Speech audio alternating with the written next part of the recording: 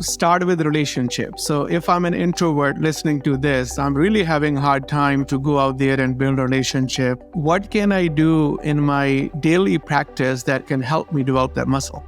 The very difficult lesson I learned a few years ago was one of our employees resigned. They submitted their resignation to me. And I said, hey man, what happened here? I thought we were all good. He's like, Javid, you have no idea. I've been trying to tell you for the longest that things are not good here, and you don't know anything about me. That really hit me hard because I didn't realize how much people needed that connection. So, I've made it a point now just to intentionally connect with people every single day. Being intentional to listen to what's going on with them as a human being, and then show them that you've been listening goes a very, very long way. I see it really changes our relationships big time, that even when things hit the fan and it's not always a pleasant day, we can always brush it off and say, okay, it was a little tense, but we still love each other. Let's keep it going. Get ready to meet Javid Khan, the IT rockstar with 15 years of experience at IT by Design. Javid started out as a help desk engineer, and now he's the Chief Technology Officer, overseeing service delivery and product development. And he's got a secret to share today. If you enjoy content like this, be sure to subscribe, like, and share. Now, sit back, relax, and enjoy learning about Javid and his secret for success. Over to you, Sunny. Hi, Javid. Welcome to the show. Hi, Sunny. Thanks for having me. Yeah, I'm so glad that you're here. You joined me today. We are doing teamwork from 15 years. And now, finally, we are sharing our experiences with the world. This podcast is to add a value to next generation professionals, where they can learn from our successes and failures, we call it our experience transformation process that we use every day. I'm so glad that you are bringing here so much experience with your journey, not only with ITBD, but overall your journey as a human being. Yeah, I'm super excited to have this conversation with you today. And we're going to start with your career journey, Javid, today. Yeah. I was going to school at St. John's for pre-med. Like a lot of people in our culture, their parents want us to be doctors. And that was my original journey. But like so many kids back then, computers just fascinated me. I took a part-time job while at college, started to do some data entry and database administration. And I found this thing called Active Directory, and I just wanted to start playing with it and learning networks and understanding how the whole thing works. And that just started my real love for technology and computers. And then, after the banking bubble burst in 2008, I was fortunate enough that you guys found me. And I started my journey with ITBD back then, starting off as a regular help desk tech, and started going up from there. Then one of the first challenges you gave me was to learn ConnectWise and help clean up the service boards. And me being process fanatic that I am, like helping to put process in place and get the systems organized. And then you promoted me to service delivery manager. And then as the organization kept growing, new technology, new products to be developed, I was fortunate enough that you gave me the opportunity to try out being the CTO for your organization. And that's kind of where I am today, service delivery for your organization. Yeah, I think that's a great journey. When you talk about success and when we measure our success with our past, I remember from the interview that you had some expertise in Microsoft Access or some databases. Yeah. And you didn't know too much about networking, but your ability to learn quickly as a field engineer, is tough. You walk into any client office and you never know what kind of problem you're going to face. And your ability to learn and grow, like it changed our process, as you said, not only the process, but the way we were running our business, because that's one of your strengths in terms of leading role, like technical lead to service manager to CTO. And then now you are my right hand in our business and many different aspects of the business. So great journey here. Now, the next question is, how would you describe ITBD culture, right? Today's ITBD culture. And I'll also Yeah. perspective on, where we started. And there is just so much learning that companies are just like living organisms that they evolve as they age. Yeah, I think ITBD culture, one thing that's really stayed consistent through at least my 15 years here is the collaboration and opportunities. It's what led me to where I am today. We have many success stories in the organization where people who are willing to show the grit and buckle down when we need to get our hands dirty. The people you see that are the successful ones, they're really the ones that get said, look, I'm going to take ownership and I'm going to figure it out. So that's one thing that stayed in the culture that, I've had the opportunity, and as long as I wanted to take the opportunity, you gave it to us and we were able to grow. Now we're very much a global organization, and we are a mishmash of lots of cultures now.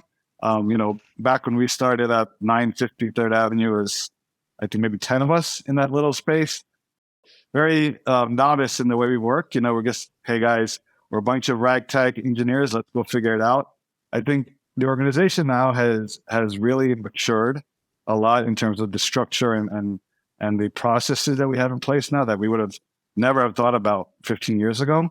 But still, we maintain that little big company feeling that, everybody knows everybody. We can all treat each other as friends. There's no bureaucracy or corporate structure here. Again, we still feel like a bunch of community members that have to figure it out. Yeah. So about 10 people, 950 Third Avenue, right next to Bloomingdale's in New York City, with a lot of restaurants around us to hang out in the evenings. Yeah, Yep. to 600 people company. And the journey could not have been the way it was without you, Javid. So thank you for your contributions to where we are today. And it was all togetherness. We built this together, and the culture that we built, I'm so proud of this culture because it's really human-centric.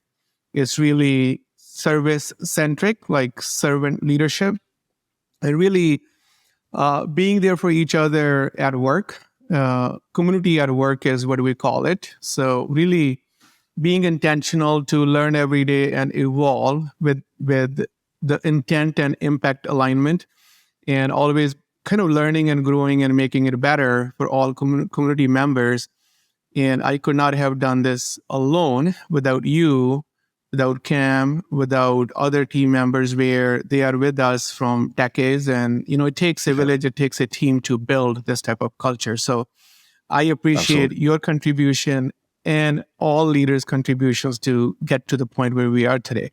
So from here, we want to share your life lessons.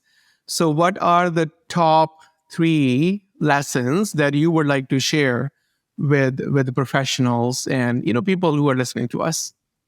The first one I think piggybacks off what you were just saying. It's build strong relationships.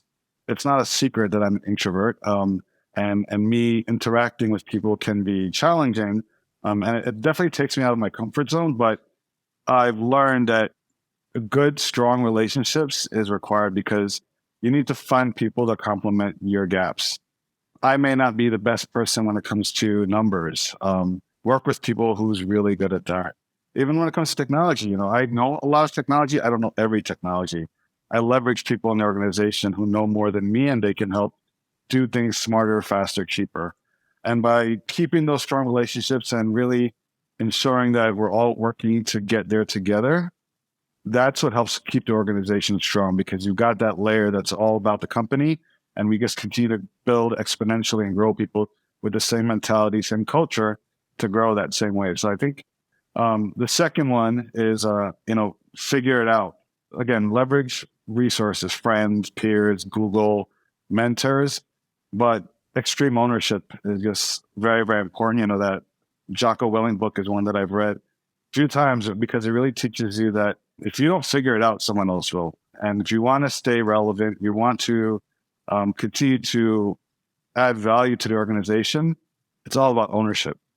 And that's really what's going to help anybody be successful in their journey, because there are people that can teach you. There are people that can help you, but you have to want it. You have to want to get to the result, get to the outcome for it to happen.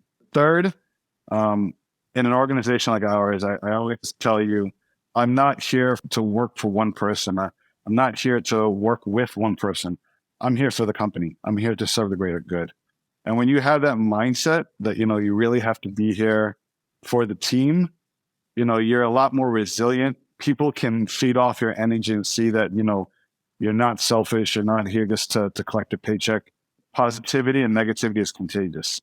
If you're a negative person, it's going to spread like an infection. But if you're a positive person, you'll see people gravitate towards it and they want to mimic you and do the same thing too. So as long as you keep that mentality to be for the company, serve the community, as you say, make sure you can feed 600 mouths tomorrow, the company will be successful. They will be resilient because everybody is there for some reason. Yeah, those are great lessons. So I'm going to dive into 3 of these one by one. Sure. I mean, this is a great lesson people can take. But one thing that they can do to adapt this lesson into their kind of way of life. So start with relationships. So if I'm an introvert listening to this, I'm really having a hard time to go out there and build a relationship. It really is not me. What can I do in my daily practice that can help me develop that muscle? Yeah.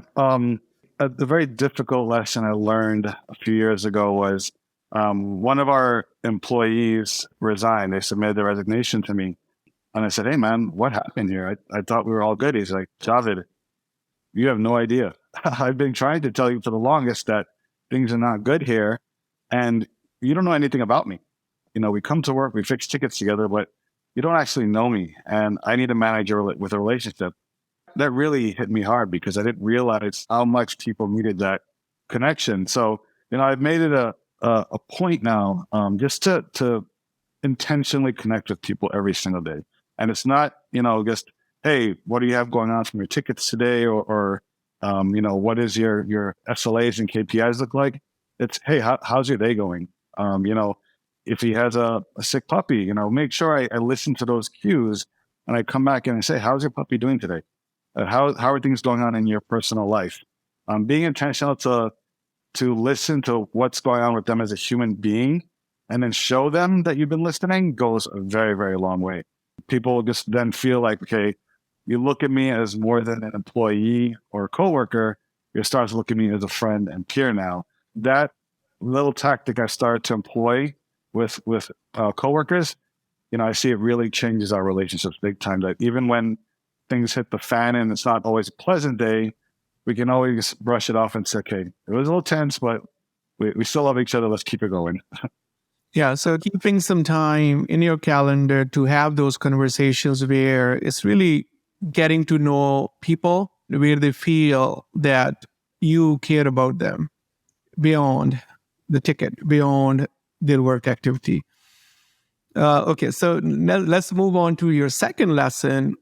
What can people do to adopt this idea of figuring it out? I mean, it's a great people where they have the ability to figure it out or they have the intent to not give up and figure it out. They normally do well in life. But if I'm one of those individuals where I'm not naturally wired, I don't have that level of grit yet, what can I do to develop that grit to figure things out or take your idea and adopt this in my day-to-day life? I remember we had that marketing company that we used to support, and we had them when BlackBerries were still like the main thing out there. And the COO of the organization, Charlie, came to me and said, Javid, they just released this new patch for the iPhones that's going to allow them to connect to Exchange. Can you guys set it up for us on our mail server? And, first thing everybody said, oh, no, you have to use a Bez. You have to use the BlackBerries. It's the only corporate phone you can use. And, he said, look, if you guys can't figure it out, I'm going to have to find another company that's going to do this for us because we are an Apple company. We like iPhones and we've been waiting for this for a long time. And that night I went home and I Googled so many articles. I had literally printouts of sheets on how to configure and patch Exchange to get it to work with ActiveSync. And I got it working that night. And they were so happy to appreciate this. You know, that's what we're asking for. And when I get into those situations, I often look at it like, you know, I have to assume there's nobody else in the company that's going to do it. That's my mentality. That you know, I have to figure it out because no one else is going to do it. I can ask for friends, but at the end of the day, this can cost me my job if I don't figure it out, and I have to buckle down and figure it out. And that's really what I do. I just think that I don't think there's anybody else who's going to do this. They'll let me do it and get it done. You used to have a very famous line when we started working for you. It was drive the issue to resolution. And I always remember that line that, you know, don't just keep the ball moving slightly forward.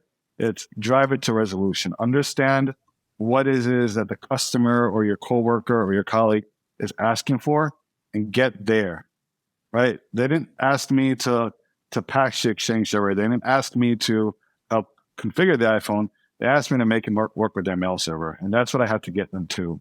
So that's really what my mentality is, that I want to understand what you're looking for, and I'm going to get you there come hell or high water. Yeah, no, that's a great example. And I think whenever we had any kind of Mac issue, you became like a subject matter expert. And then now everything around you is Mac. Like even you're talking using a lot of Mac products right now.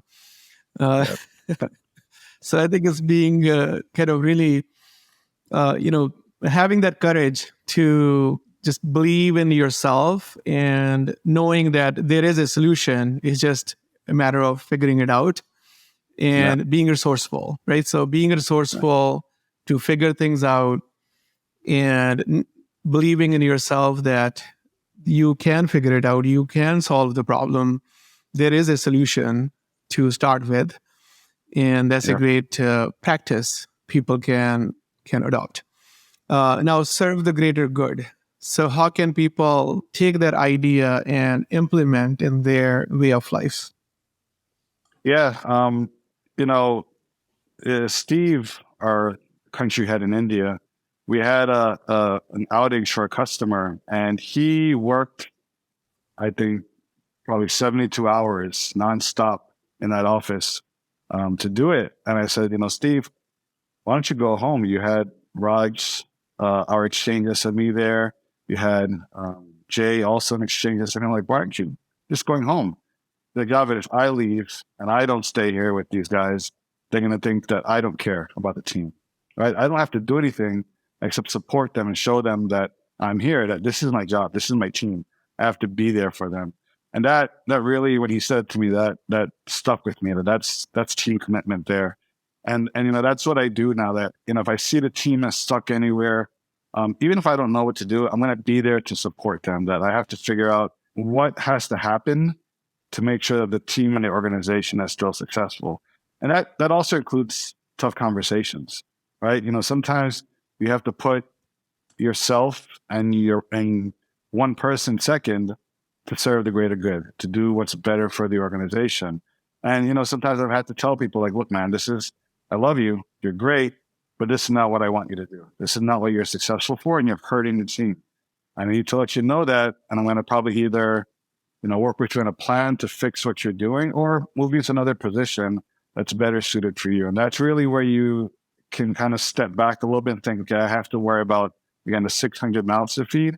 And I have to think about what am I going to do for this team, regardless of people's feelings, regardless of sometimes my own personal feelings or my own personal sleep, because it's got to get done. It's got to get done if you want to make sure everybody can stay together tomorrow. Yeah, that's a great way to think and apply that information into your day-to-day life, because a simple formula that you shared is, if you're not thinking greater good, it's hard to kind of it's a mindset, right, to start with. And once you have the mindset, then all you have to do is just kind of really not worrying about people that are not served well individually when you're taking a decision for the greater good. Having the courage to make those decisions, knowing that not everyone is going to like you when you make those greater good decisions, is a great, not only insight, but it's a kind of way of life that can build a lot more respect and reputation, because people going to look at you, your personal brand, and see this person is going to stand up when that person needs to stand up. for the greater good for everyone. And that person is not going to be a politician. That person is going to be real. And you can rely on that person to take good decisions that are good for bigger picture. Yep. And yeah, so those are great lessons. And just to recap, Javid, is relationship, number one. Extreme ownership, figure it out. Number two, being resourceful to figure it out. And serving the greater good. And knowing that when you are serving the greater good, not everyone is going to be happy, but as long as you have that 80-20 rule, saying, yes, you're making good decisions, that 80% of the people, they're like, they are being served well with your decisions. And what you do as a contribution to the team, you're doing well. So don't worry about 100% happiness around you, especially when you're thinking greater good and making those decisions. Anything else that you want to leave the audience, the last opportunity to add anything that you would like to?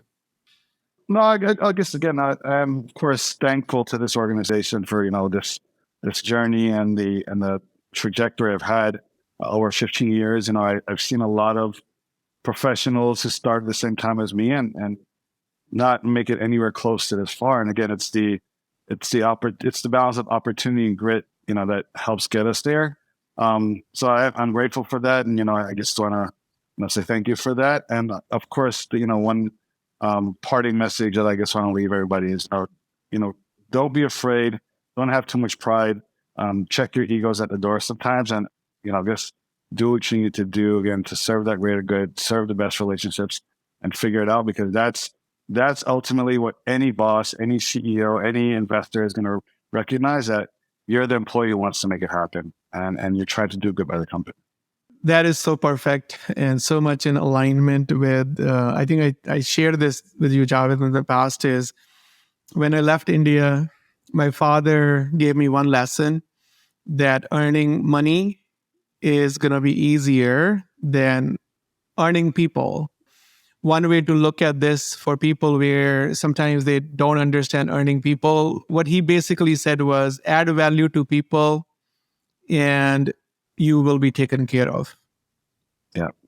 Right. So the greater good again. And it's like for a lot of MSPs, if they are hearing us, a lot of people take that profit first approach, which is okay. When they read, the context of the Profit First book just comes to my mind. But the way I think about stuff is people to profit. Means, or people to paycheck. So if you're a team member who wants a bigger paycheck, you just focus on people around you and your paycheck is going to get bigger. Absolutely. So thank you so much, Javid, for coming to my show. I appreciate you. I wish you all the best, and you have my full support to create a bigger future, continue to create the bigger future here at ITBD. I appreciate you. Thank you. Thank you so much for having me, Jason.